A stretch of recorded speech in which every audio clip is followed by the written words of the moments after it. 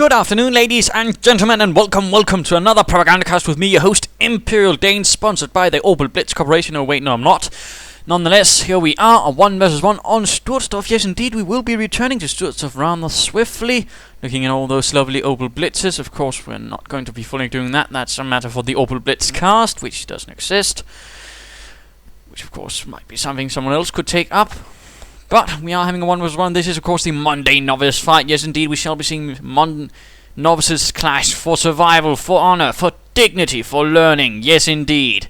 It shall be quite interesting to see, I hope. At least I hope you will find it, of course. And for those that don't quite fancy novices, go look at another cast. I'm sure there's something you'll miss, in all my daily casting and double daily sometimes. So, knock yourself out with that instead. And for the rest, we'll prepare to be amazed, to learn, to have fun, to laugh, to cry. Possibly not cry, that would be a bit problematic since this is a game. No, we are of course having a 1 vs 1. Sturzdorf urban area. Some point, and of course, fun fact, in a few days it will be the 16th of December, which was the day that Unternehmen Wacht am Rhein began, which is basically the Ardennes offensive, the Battle of the Bulge. Yes, indeed, we'll be trying to sort of cast this in a sort of light of that. Fighting right here, near the area to the Hürken forest. Fighting for the Allies shall be Tburninator 00, sent from the future. Some undetermined number of years since he forgot that. In fact, he forgot a lot. He was supposed to kill someone to prevent him from rising to power, something within and socialism, but he forgot. Instead, he sauntered about and ended up joining the British Army when war broke out, finding it, hey, that sounds fun. So now here he is, leading the 59th Infantry Division. Brave lads, and all ready to take on the Hun, the crowd for King George, and the regiment and the division. Opposing them shall be Dukajev1arm. One-arm Dukajev, yes indeed, leading the 91st Volksgrenadier Division, and well, there were certainly some cases there with crippled officers leading, so there we go. One-arm Dukajev leading the 91st Volksgrenadiers, composed of the 91st Luftlandedivision, Division, or well, what remained of it, getting ready to defend this area against the foul British pigs. And in fact, let's get right down to it. Let's see what these lads are up to. Except the one guy with the one arm, he'll probably not be up to quite as much, but then again, he doesn't actually have to do the fighting. Thankfully, we are seeing a Wehrmacht quarters going up here in the 91st Volksgrenadier Division base. The Volksgrenadier Division was a rather defensive formation. It didn't quite have as many men as a regular Grenadier Division, but it did have a lot more firepower. It was supposed, in fact, to have a quite large amount of assault rifles. For example, it was actually conceived as a sort of modern infantry division. Trouble was, it couldn't get that. In some cases, that meant they just got a lot of submachine guns, and of course they couldn't always get that, so they just got rifles, and were in some cases sort of equipped like a regular Grenadier division. So there you go. Not very often talked about fact. They were sort of conceived by Himmler himself to sort of create a new German army after the whole, attempt at a coup in the July, when he got control of the German Reserve Army, which was basically the sort of institution that created new forces and trained and all that. We are seeing the British going for the east. Of course, the headquarters command truck will of course go towards here, where the reconnaissance section is. We are seeing a lieutenant out as well, securing right here, and I wager perhaps it's the munitions or the fuel. Of course, question is, what he goes for is probably what we will also then be seeing, towards. If he's going for the munitions point, he's probably going to get a lot of infantry with a lot of support weapons. If he's going for the fuel point, in this case it's not going to be the best one, but still, he's probably going for some early Stuarts, some naughty British armour action. And of course, one thing to note from one-arm Dukajev, he's actually gone for a 3 Pioneer start, and then some Volksgrenadiers. It's not a bad idea to try and get as much territory when you're facing against the British, because your first infantry isn't really going to be able to stand toe to toe. So in this case, it's actually better to try and just use the other advantage you can get, that is you can seize territory a lot faster with a few Pioneers. You don't have to go full Pioneer spam, but just 3 Pioneer teams, and you're going to have a general good start. Lieutenant moving in, reconnaissance section advancing against the Pioneer of the 91st Volksgrenadier Division, forcing them away, running away, Rückzug. Good timing right there, of course. It's a good thing, when to retreat, when to stand your ground, when to fight, when to pull back slightly towards other forces. In this case, of course, it was a full retreat that was necessitated. Volksgrenadiers are not quite ready in here to fight. We are seeing other units on the way. Could be some MG42s, perhaps more Volksgrenadiers. And we are seeing a second infantry section on the way. Nothing unusual there. There's not much else get unless he decides he wants a Bren carrier, but no, of course he has secured the munitions, getting 26 there, and of course with the other munitions he's in fact getting quite a lot of munitions right off the bat. So that's not bad, and reconnaissance section going straight through here. In fact, going for the cutoff point, very bold. That going to see if he can't harass Jerry's fuel point a bit, deny his trucks a bit of movement. Of course, this is a Volksgrenadier division, so it's not really going to have a lot of trucks and movement. MG42 moving in, Schwer Maschinengewehr 42. Of course, basically the difference between the heavy and light MG42 is basically just the mounting. The light has a bipod, the heavy tripod. I mean, that was basically it. It was a sort of multi-machine gun. Could be used for a bit of everything. There we go, second infantry section moving forwards, no upgrades as of yet. Could be catching some pioneers going for this high fuel point, and of course this high fuel point is in another precarious situation. Right here with the strategic cutoff point, and of course with the forward position of the British truck. It is more likely to end up in his hands, but no, the pioneers are forced away. The infantry section sort of reluctantly moving forwards, but Lieutenant moving in, thus giving them a bit of supervision. There was a bit of a problem with that, with some units. And securing as much as they can, of course, the pioneers doing the same trick, the Volksgrenadiers as well. MG42 taking up positions right here, it seems, in the sort of administrative quarters of this work area. The barracks to the Pidlevsky factory. Yes, Pidlevsky mines and barbed wire. Evil, evil. It emanates darkness. Or possibly not. Could also be emanating biscuits for all I know. Front lines are under attack. We're losing a sector. Securing what they can. Fraps apparently working together with Pidlevsky, not liking me talking bad about Pidlevsky. Clearly a conspiracy is afoot. And infantry... Whoa, a full... Hang on. Right, let's try again. And there we go, a full retreat from the British. Though I'm not entirely sure why. He might have had some sort of plan. But there we go, rifle grenades are ready, of course, using all those lovely munitions. Third infantry section ready as well. And they're getting a second reconnaissance section. I mean, clearly he's going for this slightly more mobile sort of idea. I mean, it's not a bad thing, you know.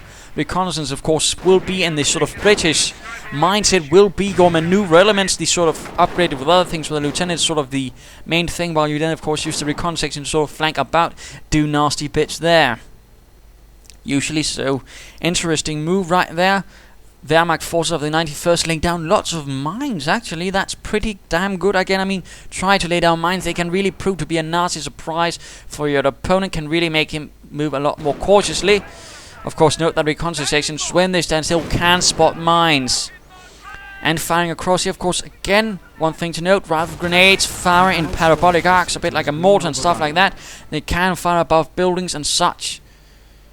Although they can't seem to hit this building for whatever reasons.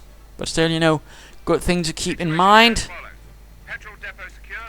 For future reference, they can fire for Bukaj and such. Volksgrenadiers, Pionieren, everything else heading towards these. Not Pionieren, not Pionieren. I'll probably upset someone. But there we go, I can't please everyone. Germans have penetrated the lines. And Wehrmacht forces of the 91st trying to secure this area. Volksgrenadier is advancing. And of course the concept of the Volksgrenadier was basically, you know, they wouldn't, you know, form a fully fresh divisions. They basically take one division which had been shattered either on the eastern or western front, and then, you know, kit it out together with fresh forces, and thus came about the Volksgrenadier divisions. They had a bunch of new things. Also, they would also be equipped with Hetzers or Stuks as a sort of Panzerjägerabteilung, although they also be used as assault guns and armor, and in fact they could be, because they're both assault guns in a sense. The Hetzer, though, officially designated as a tank destroyer, but the Germans didn't really like the only can do one thing vehicle. They rather preferred the sort of, you know, multi-usage vehicle like the assault gun. And the basic designation all came down to jurisdictional problems, because Heinz Guderian, which stood for all the armor, couldn't actually have control over assault guns. Weird, I know, but the Führer wasn't entirely sane, you know. Infantry section under fire from lots of Volksgrenadiers fighting on for the fatherland. British pushing through here, quite dodging a few mines, although some has been set off. Very nasty that, but good movement there. Recon section forcing away some Pioniere. The Volksgrenadiers are, interestingly enough, not pushing onwards. We are at the same time also seeing a field support truck up. A fourth infantry section, my goodness, that's actually quite a bit.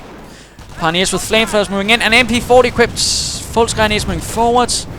And of course that again makes sense. I mean, usually German units were not equipped fully with assault weapons like that. The only ones you'd usually find before the Volksgrenadiers were SS units, and that's usually because they'd stolen them, or sort of treated as way too more assault weapons. Otherwise, Volksgrenadiers was one of the few, you know, really designated German units to really get, you know, fully automatic weapons. And the Bren gun is firing away. The Volksgrenadiers are in a nasty position, but there's another problem. The Brits, of course, this is the problem with a forward position like that. If you don't have it properly defended, someone can move in and clear out everything. In fact, once infantry section is down, lieutenant down, and looks like this Rifle Grenadier section could also go down. Volksgrenadiers are taking heavy losses. Oh dear, Volksgrenadier team down, and the Rifle Grenadier team down. That was 2 infantry sections down, and a lieutenant. Absolutely horrific losses. This was very bad for the British player again. Although again, there was not much you can do. This was a very... Hang on. Talking a bit too fast happens. But this was, you know, a classic movement, or classic example of, you know, taking a risk, you know, figuring, well, if I charge into the British base, hope I don't find anything, I could do some terrible damage. He did. I mean, don't be afraid of, you know, taking risk. Of course, you should also know when, you know, to hit the retreat button and sort of abort this attempt at taking a risk. But, you know, in this case, it worked out pretty damn well. Of course, had the British player had a single machine gun emplacement up to protect this area, he might not have suffered like that, but he apparently was a bit too keen on the infantry sections and not on keeping them alive. So, Sapper team on the way. Captain Dashing heading towards the east to secure territory. Oh dear, he's going to run into some Grenadier with an MG42 and support. The Grenadier, of course, in this case, probably either representing the more veteran of the Volksgrenadiers who had some, or of course, the Fusilier Battalion, or company. In fact, the Volksgrenadiers only had a company of those, which generally was a bit of an interesting organization within the German infantry division, or Grenadier division. It was partly the reconnaissance unit, but it also served as the sort of divisional elite. They were sort of the tougher troops, so to speak, more better equipped generally, and also the more risk-taking and all that.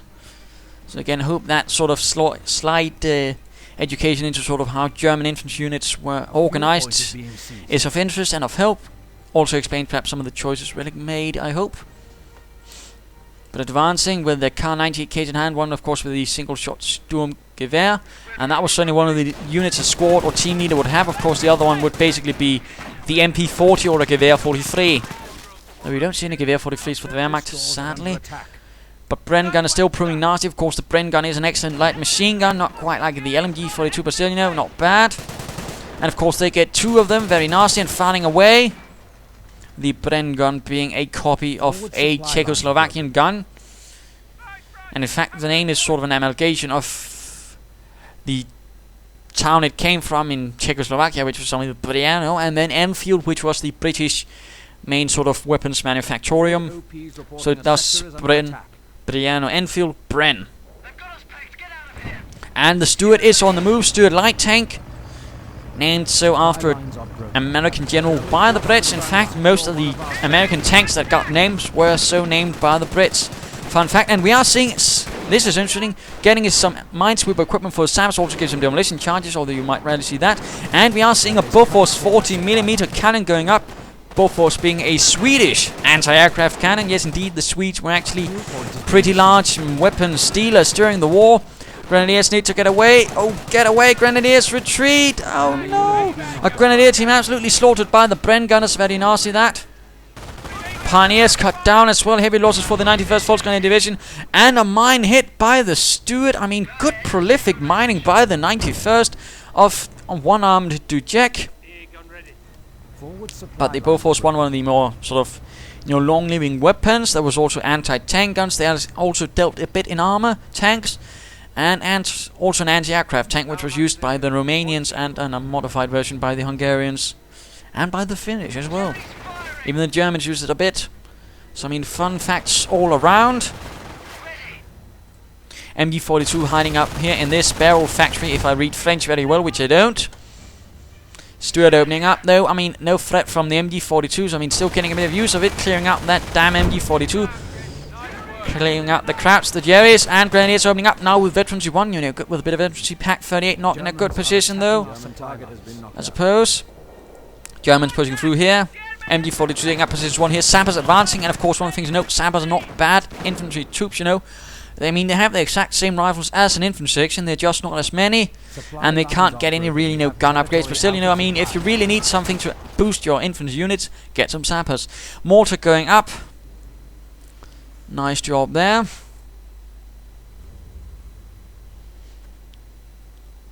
And the Grenadiers right here, or the infantry section right there, they're not Grenadiers, no. And this, of course, they're from the Grenadier Guards, but they're not. I hope. Mortars flying through the air and not managing to hit anything. Volksgrenadiers pushing onwards. Sappers could move in to put a stop to that with their minesweepers and rifles. Bofors still being there. Oh crap. I mean, oh, poo. I forgot to switch over to Dukajev1arm. My apologies, I got a bit caught up. More Volksgrenadiers on the way, not entirely sure I like that, though he is lacking in infantry. Certainly I might have recommended another Grenadier team, although he has 3 Pak 38s, that's... And I'm not entirely keen on the placement of them. I mean, let's just briefly pause, you know, to explain why. I mean, why don't you like that thing? I mean, if you notice right here, it's not the best position, it's not very open. I mean, something could easily slip through, you know.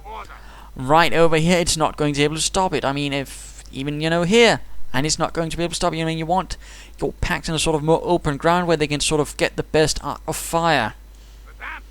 If you want them not to get charged, you know, place down some tank traps in front of them, and we see the same thing here.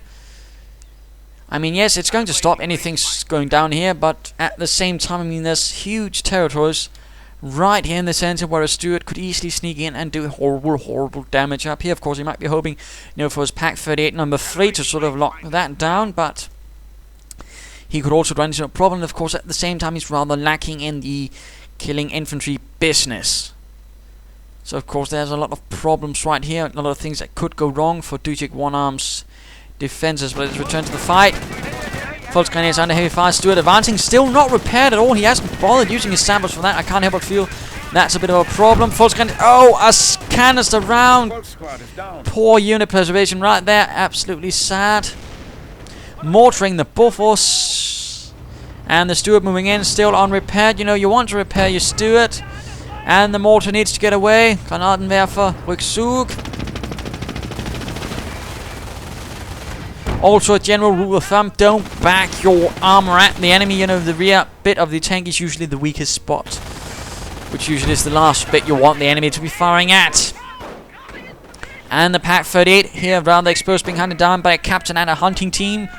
Apparently the captain, being a big game hunter, has set his eyes on the prey of the Pak, the ever-elusive Panzerabwehrkanone. Pak 38 blasting away at the Stuart and absolutely missing every shot. Clearly they've not been trained at the Pak gunnery school in Stuttgart, if there exists one there. If not, well, I'll just make one up. Pak 38s are looking a bit bad. This one's still not... Oh, goodness gracious, a lot of mines right there. I mean, there's been really a lot of mines up from Dukajev1arm. Very good again. Very what we like to see. Certainly taking advantage of all the munitions on this map. So, I mean, really good usage. Again, absolutely admirable example, and I certainly recommend people to use it a bit more. A second Stuart is out, the 59th Infantry Division, really calling upon the Stuarty Wrath.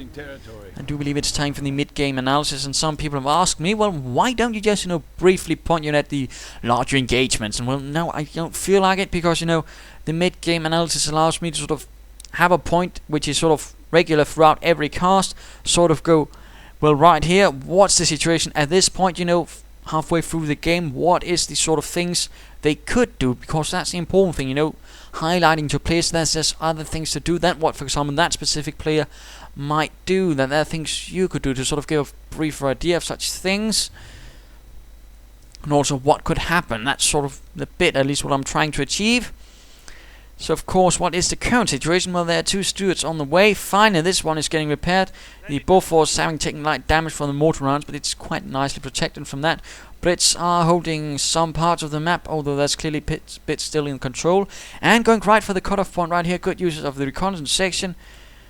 And the Wehrmacht is a bit, you know, immobile. Lots of Pak 38s, but not a lot of maneuver elements. More grenadiers on the way. And, of course, a Sturm armory. And a bit of veterancy, but, you know, not enough, but still, let's leave it at that. I mean, Currently, the British, of course, could push the advantage with more Stuarts. Perhaps a howitzer would be good, or a mortar emplacement. Certainly, oh wait, there's a casualty clearing station. Never mind about that. I missed that. Very shameful of me. Of course, he might also decide, well, let's get some Cromwells. Let's push onwards for the regiment. That would also be a good idea. On the other hand, I mean, Dukajev1arm or one-arm Dukaj needs more maneuver elements. He needs more infantry. He might also, of course, use that Sturmarmory, which is on the way to get perhaps some assault guns or something like that, or perhaps just some Pumas. So keep that in mind. You know, you want some maneuver elements to sort of complement and supplement, of course, do most of the fighting, while the support units either provide covering fire or hold the enemy back. So let us return to the fight. Stuart moving about, opening up fire on the Volksgrenadiers. Pack 38 not turning about. But there we go. One-armed Dukaj ordering the Pack 38 to turn away. You don't want any mistakes like that. Oh dear, Volksgrenadiers are not retreating. The Pack 38s cannot really hit. And a cancer shot. More horrific losses as shrapnel flies, slicing and dicing Volksgrenadiers. Hang on. Oh, I just thought there were more legs than there were arms or something like that. Hang on. Stuart is repaired, and there we go. Pack 38's opening up, hitting the Stuart a bit, but this one is moving away. Heavy damage. Oh dear, turn about, and the second one. He's trying to hunt down the Stuart with packs. You should rather try to anticipate rather than hunt with packs. And now, of course, the Stuart light tank has free reign within his base. I mean, that's the reason why I also say, you know, in 2 vs 2 games, don't expect one player, in particular the Wehrmacht player with packs, to do all the anti-tank work, because anti-tank guns are rubbish when they have to react. They are slow, take a long time to move, and all that. They are more there to sort of act, or well, sort of anticipate. And mortar team lost to the Stuart. This is really looking terribly, and now the Brits are advancing through here. Bren guns ahoy. Another Stuart moving through here in the east. And this Stuart is in dire need of repairs. MG42 getting hunted down, perhaps? No, it's retreating. Bren guns advancing, and the Pack 38s are in a mess, in dire need of getting to safety. This is absolute, could be an absolute disaster. Lieutenant on his own, though. And we are seeing LMG42s for the Grenadiers, or at least both of them.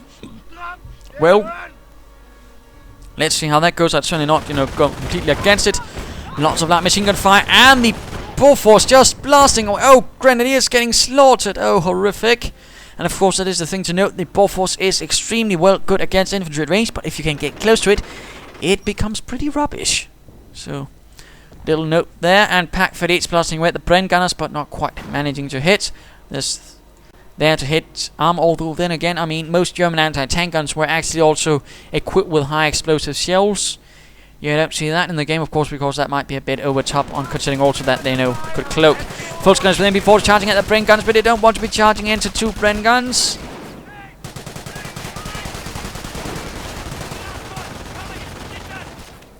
And the MG42 opening up, forcing the Bren gunners away with a hurry and a scurry. And Volksgrenadier is getting off a few good shots on the retreating British pigs. Yes, indeed, that's the way, men. Fire, fire, fire, fry. Oh, damn it.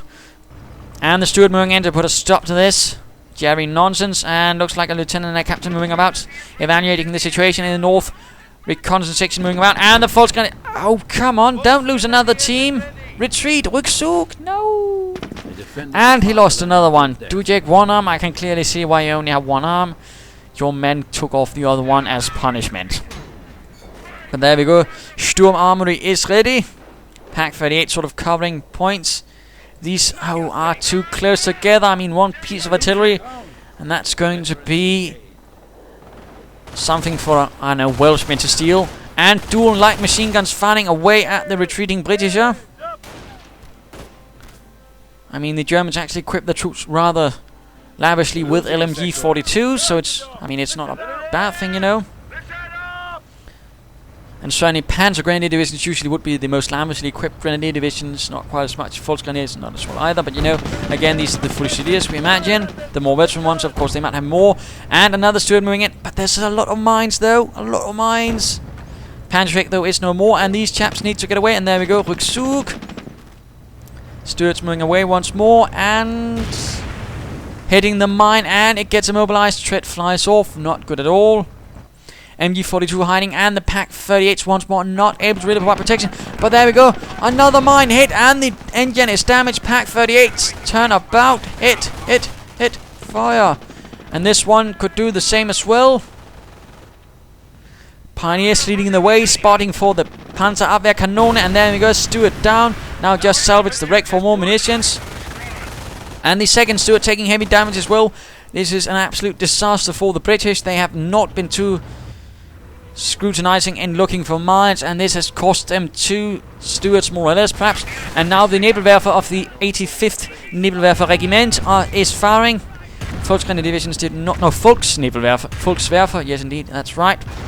They didn't have, organic Nebelwerfers, but there were sort of larger core structure units like the Volkswerfer and the Volksartillerie, although the difference was that the Volkswerfer was a regular Nebelwerfer unit. The Volksartillerie was a completely sort of new sort of thing, trying to sort of copy the Soviet artillery structures with a sort of huge amounts of them. Lots of field artillery and all sorts of guns. Didn't quite manage the same because they couldn't get enough artillery to sort of copy the trick. Sappers moving about repairing, but still, Nebelwerfers. Getting more of them, it seems. Pak-38 blasting away at a lieutenant. Lieutenant dashing. Needs to be careful lest he gets lieutenant dead.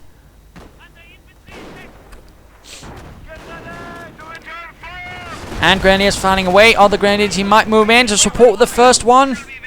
Both with Panzerx and LMG-42s. I might recommend, not that much heavy weapons on one team, That leaves too much to drop.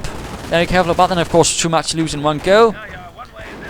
Here we are seeing a bit of a problem. There we go, the Grenadiers moving away. MG-42 firing away. Second one moving up as well. Whatever shall this do to this reconnaissance section? Actually does quite a bit of damage. Firing away. And commandos! British commandos have arrived. Ambushing the lieutenants. The lieutenants, the pioneers. And what shall the Grenadiers do? Opening up. Grenades lobbed. And, oh my goodness, 3 commanders down with 1 grenade, and the LMG-42 slaughtered the rest. Absolute carnage. Horrific. And the glider is no more as well. This was an absolute massacre for the commanders, screaming, writhing in pain as the grenadiers, like true heroes of the Third Reich, advance. Fully equipped with lots of heavy equipment. These are clearly veteran Volksgrenadiers. And a Cromwell advancing. The Indian veterans do opening up. But the Grenadiers need to stand still far away with the Panzerschrecks. Panzerschreck! Schrecksebagger! Come on, fire, you clockwinders. The enemy advances.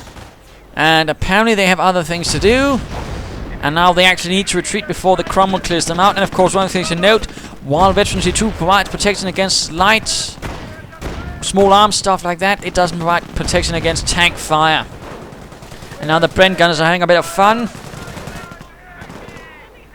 And once more the howling of the Nebelwerfers of the 85th Volkswerfer Regiment is firing right here in this position with a mortar emplacement. And it is time to have a look at Tburninator, who's currently holding most of the map, or at least most of the victory points. He's certainly doing some nasty things to the Wehrmacht, who is finally spreading out the Pak-38s a bit more. Although there's still a huge gap right here in coverage, and the glider drops right in. And yeah, you have to be careful about that, Oh, the commandos died inside. This is the haunted glider. A victory point is being overrun. No, wait, it's no longer Halloween. And I'm in Denmark, we don't celebrate that. Grenadier standing ready. And the infantry section moving in. More LMG-42s. Stand still, And light machine gun exchanges. They're taking up position right there and firing away. Lots of machine gun fire, automatic fire for everyone. Dual LMG-42s and mortar rounds hitting them. Absolutely madness. I mean, I'm not against, the whole equipping your troops with lots of light machine guns as such. Just be careful you not equip all your heavy weapons or squad weapons like that on one team at all. I mean, it's going to end up very embarrassingly if, something happens. I mean, try to spread them out as many teams as possible. Cromwell scooping by and lots of munitions, but he doesn't have commando artillery, which could help him. And officers out in the open as Grenadiers firing away. And the lieutenant is down, but the Volksgrenadier goes down in return, but that's not quite the same. And this captain could soon be lost. Cromwell moving about, heavily damaged. Sappers dying. And another commando team dropping. I'm rather feeling there might be some waste of resources right here by the British commander. Commander's hoping to clear out. Yes, there we go. Pack 38 no more. And Stuart firing in support of the commandos as they advance to the grenadiers. No grenades from the commandos, though. That would be brilliant. Well, there we go. A grenade on the commandos as well. And one grenadier goes down, firing away with the LMG-42 and Panzerschreck, and the mortar rounds everywhere. All of a sudden, pretty heavy losses for the Brits, although one team has been reformed. Good, good. Very nice, all indeed. But I would recommend perhaps laying down some mines. I mean, that's rather the main problem, you know. Sappers can aim mines, but so few British commanders use them. I mean, really, particularly with all that munitions, you know, use it.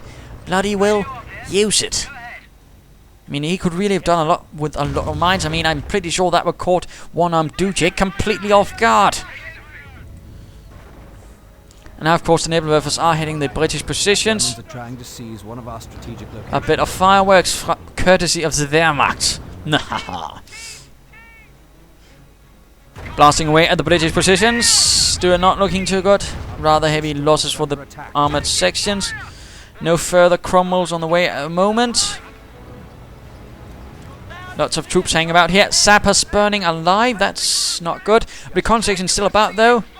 And the west still actually pretty open. I mean, a good solid move from here could in fact clear out the pack and the Nebelwerfer, but the LMG heavy machine gun fire from here, though under mortar fire, suppresses the infantry section and forces it to retreat. Lads have received their decoy smoke. Grenadiers advancing, still lots of machine guns. Quite a few. They must have stumbled upon a cache of left behind LMG 42s or stolen them from the dead, who knows.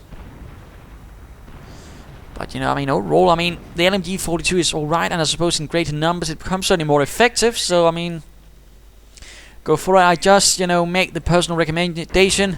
Don't put two on one team, or one with a Panzerschreck as well. I mean, try to spread out your weapons, otherwise you could either end up suddenly losing 150 munitions, or suddenly end up giving your opponent a lot of light machine guns, which, as some of you might be figuring out, is pretty bad.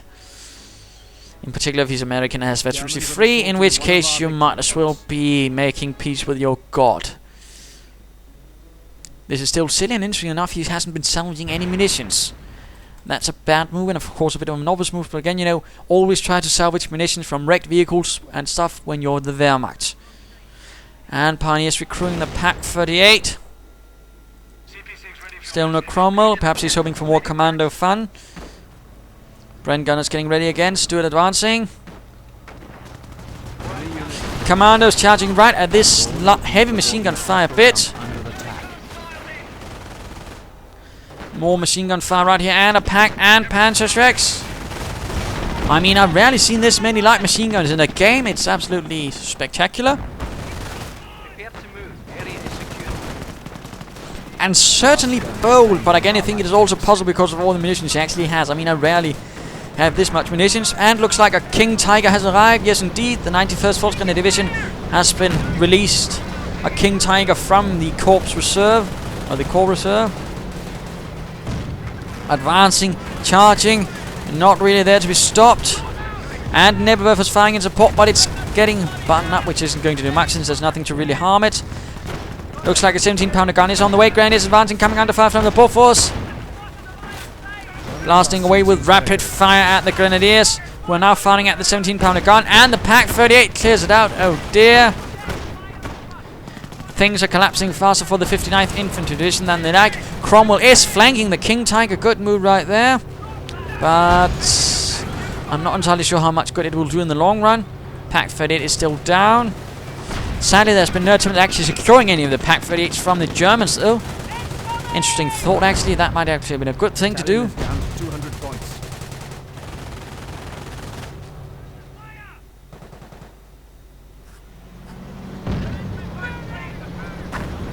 And the King Tiger just keeps killing and surviving a lot of damage. Cromwell moving about, still on the prowl for Jerry's, and still floating a ridiculous amount of resources, and still not a single command tank or a Firefly. I find that a bit sad. And the Cromwell coming out of fire as it moves in for the Nebelwerfers. killing out the crew, and artillery getting called in. Finally getting some artillery right on the base. Enemy unit destroyed. And the King Tiger clears that out. A Cromwell has been reported knocked out. And GG from Tburninator. And pulling out with the 59th Infantry Division. There we go. Hope you enjoyed it. And of course, what can we learn? I mean, in this case, of course, be sure and, having a forward base, you can, be decently protected. And of course, the counter bit is, always trying to find an advantage, trying to look around and of course take advantage of anything. I mean, opportunism is a great thing in Company of Heroes. Of course, at the same time, be careful with your packs, ensure they have a good range of fire or arc of fire. Ensure they're not all at the same spot, and of course ensure there's not huge gaps in your anti-tank defenses. That was rather the problem here. And of course for the British, always try to steal your packs from the opponents. Of course, if you can do that, you can really do a lot. He could probably done with the mortar emplacement a lot earlier, and all that. That was a bit sad. But still, good move with the casualty clearing station. That certainly helped him quite a bit. Too bad he didn't get, some more armor when he could have, more Cromwells, perhaps a Firefly. That would also have been great. And of course, another major problem, not probably using enough of minesweepers and not enough mines from the British, of course, from the Wehrmacht. Lots of mines, what we like to see. Very good. So there you go. Hope you enjoyed it. If you did, why not subscribe or tell your friends? And if you didn't, well, why not send in an exciting replay of your own? This is Imperial Dane saying cheers.